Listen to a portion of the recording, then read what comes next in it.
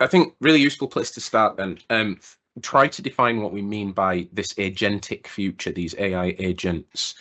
And I'm actually going to start by saying what it is not. So we're not just talking here about the use of ChatGPT or Copilot or just the chatbots as they come out of the box.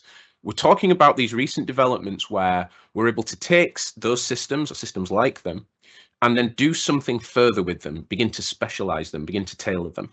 So when we talk about an AI agent, we're talking about an artificial intelligence that's been given sort of these specific pieces of knowledge, specific pieces of or specific abilities or actions that can start to behave more like a colleague and less just like a kind of a general person I can talk to about things. Or a general search engine, I guess, yes. as well. It's the other distinction there. Yes. So let me just play that back to you then, Anthony. So what I'm hearing there is it's got boundaries around its knowledge. It's curated in terms of what it's looking at and also how it responds. Yes. Okay. And the processes it can follow, the actions it can take, they've all been given to it by the organization. Yeah.